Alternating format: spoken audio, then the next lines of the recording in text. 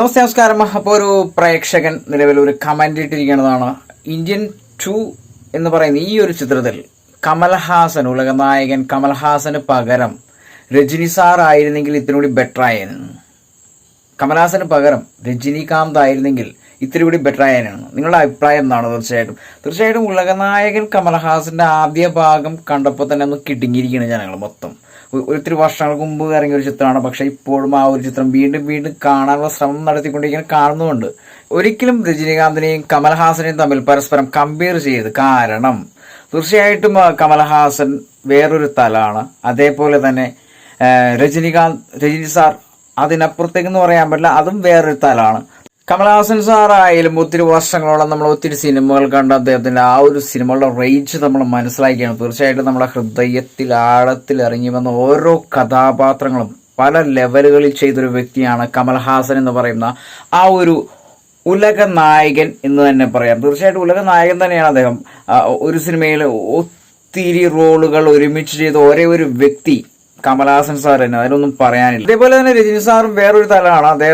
അദ്ദേഹത്തിൻ്റെതായ ഒരു പെർഫെക്റ്റ് ആയിട്ടുള്ള അഭിനയം, സൂപ്പർ മൂവ്മെന്റ്സ് ആണ്. അദ്ദേഹത്തിന്റെ ഒരു വാക്കിംഗ് മാത്രം മതി. അഭിനയത്തിന്റെ ശൈലി വേറെ തലം, വേറെ ലെവൽ.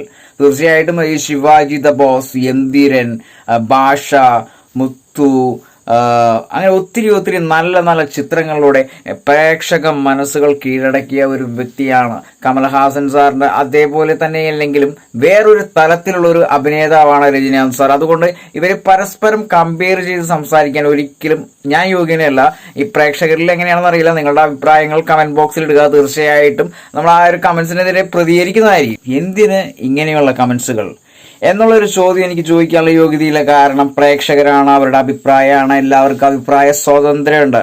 പക്ഷേ യുക്തിപൂർവ്വം കമന്റ്സ് ഇടുക. തീർച്ചയായിട്ടും ഇന്ത്യൻ ആദ്യ ഭാഗത്ത് കമൽഹാസൻ സാറിന്റെ അഭിനയം വേറെ തലാണ്, വേറെ ലെവലാണ്. തീർച്ചയായിട്ടും ആ ഒരു ചിത്രത്തിന് ശേഷം രണ്ടാം ഭാഗത്തിൽ രജനി സാറിനെ കൊണ്ടൊന്നാൽ ഒട്ടും തന്നെ യോഗ്യമാകില്ല എന്നുള്ളതാണ് എൻ്റെ അഭിപ്രായം. കാരണം ഇന്ത്യൻ സിനിമ ആദ്യ ഭാഗത്ത് കമൽഹാസൻ എന്ന് പറയുന്ന ആ ഒരു കഥാപാത്രം ചെയ്തിരിക്കുന്ന ഉലക നായകൻ എന്നുള്ളത് മനസ്സുകളിൽ, അതായത് പ്രേക്ഷകരുടെ മനസ്സുകളിൽ ആഴ്ന്നിറങ്ങി വന്ന ഒരു കഥാപാത്രമാണ്. തീർച്ചയായിട്ടും രണ്ടാം ഭാഗമാകുമ്പോഴും അദ്ദേഹം തന്നെ ആയിരിക്കണം എന്നുള്ളത് പ്രേക്ഷകരുടെ ഒരു അഭിപ്രായമല്ല, പ്രേക്ഷകരുടെ ഇഷ്ടം തന്നെയാണ്. ഈ ഒരു കമന്റിട്ട് ഈ ഒരു പ്രേക്ഷകനോട് എനിക്ക് ഒട്ടും തന്നെ യോജിക്കാൻ സാധിക്കില്ല. കാരണം ഈ ഒരു പ്രേക്ഷകന്റെ അഭിപ്രായത്തോട് ഒട്ടും തന്നെ എനിക്ക് യോജിക്കാൻ സാധിക്കില്ല. കാരണം ഇന്ത്യൻ സിനിമയുടെ ആദ്യ ഭാഗത്ത് ഉലകനായകൻ കമൽഹാസന്റെ അഭിനയം നമ്മൾ കണ്ടറിഞ്ഞതാണ്. തീർച്ചയായിട്ടും അത് നമ്മളെ ഹൃദയത്തിൽ ഏറ്റിയതാണ്. ഇത് ശരിക്കും ആ ഒരു പ്രേക്ഷകനുണ്ടായ ഒരു സംശയം മാത്രമാണ്, അല്ലെന്നുണ്ടെങ്കിൽ അദ്ദേഹത്തിന്റെ ഒരു ആഗ്രഹമായിരിക്കാം. അദ്ദേഹം രജനി സാറിന്റെ ഒരു ഫാൻ ആയിരിക്കാം. തീർച്ചയായിട്ടും എന്തായാലും കമൽഹാസൻ സാറും രജനി സാറും വേറെ തലങ്ങളാണ്. തീർച്ചയായിട്ടും കഴിഞ്ഞ ദിവസം ലുലുമാളിൽ ആങ്കർ ഒരു ക്വസ്റ്റ്യൻ ചോദിച്ചായിരുന്നു ശങ്കർ സാറിനോട്. രജനി സാർ, അർജുൻ, അതോടൊപ്പം തന്നെ കമൽഹാസൻ സാർ, ഇവർ 3 പേരെ ഒരുമിച്ച് ഒരു സിനിമയിൽ എത്തിക്കാൻ എന്താണ് മാർഗം? അങ്ങനെ ഒരു സ്റ്റോറി വന്നാൽ ചെയ്യുമോ എന്നുള്ളൊരു ക്വസ്റ്റിന് ശങ്കർ സാർ യെസ് ആണ് പറഞ്ഞിരിക്കുന്നത്. തീർച്ചയായിട്ടും ഇവർ 3 പേരെ ഒന്നിക്കാനുള്ള ഒരു സ്റ്റോറി, നല്ലൊരു സ്റ്റോറി വന്നു കഴിഞ്ഞാൽ തീർച്ചയായിട്ടും ഞാനൊരു സിനിമ ചെയ്തിരിക്കും, ഡയറക്റ്റ് ചെയ്തിരിക്കും എന്നുള്ളൊരു ഉറപ്പ് കഴിഞ്ഞ ദിവസം ലുലു മാളിൽ വെച്ച് ശങ്കർ സാർ അവിടെ പ്രേക്ഷകർക്ക് മുന്നിൽ പറഞ്ഞിരുന്നു. തീർച്ചയായിട്ടും ഈ ഒരു കമന്റ് ഇട്ട ആ ഒരു പ്രേക്ഷകനെ സത്യത്തിലൊരു സന്തോഷ വാർത്തയാണത്. കാരണം ശങ്കർ സാർ ഇങ്ങനെ ഒരു വാക്ക് ഉറപ്പ് നൽകിയിരിക്കുകയാണ്. തീർച്ചയായിട്ടും നല്ലൊരു സ്റ്റോറി എത്തിക്കഴിഞ്ഞാൽ ഇവർ 3 പേരെ കൊണ്ടും ഒരു സിനിമയിൽ അഭിനയിപ്പിക്കും എന്നുള്ളൊരു വാക്ക് ശങ്കർ സാർ കഴിഞ്ഞ ദിവസം ലൈവായിട്ട് പ്രേക്ഷകരുടെ മുമ്പിൽ പറഞ്ഞിരിക്കുന്ന ഒരു സത്യവത്തായ കാര്യമാണ്. പബ്ലിസിറ്റി பண்ணி ரிலீஸ் பண்ற கோபாலன் சார் அவர்களுக்கு என்னை நன்றி தெரிவிச்சுக்கிறேன். Thank you very much. Shankar sir ഒരു മിനിറ്റ്. ശങ്കர் சார், நீங்கள் நேற்று சொல்லியாச்சு 2008 உங்களுக்கு ஒரு தாட் இருந்தது, ஆனால் ஒரு சினிமாட்டிக் யூனிவர்ஸ் பண்ணதுக்காக. ஆனால் அதுக்கப்புறம் தான் அவெஞ்சர்ஸ் எல்லாமே சம்பவிச்சது. ஆனால் இப்போ கூட நாங்கள் அவெஞ்சர்ஸ் என் கேம் போல தான் இந்த மாதிரி யூனிவர்ஸ் பார்க்க விரும்பிட்டே இருக்கு இப்போ. அப்போ இனியும் கூட அந்த சான்ஸ் இருக்குது, கமல் சார் கூட இருக்குது, இனி அதை ரீதிங் பண்ண முடியும் இல்லையா சார்?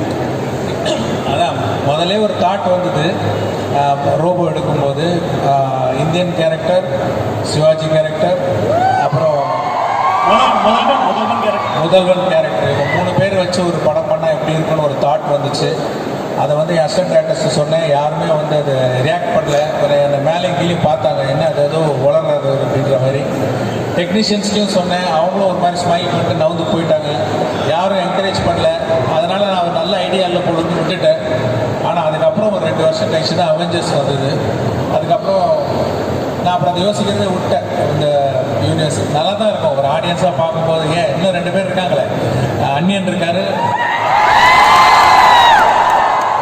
ஸோ அப்படி ஒரு கதை வந்தால் ரொம்ப சந்தோஷப்படுற முதல் ஆள் நான் தான். Let's see some story strikes in my mind. അങ്ങനെ ഒരു പടം വേണ്ട.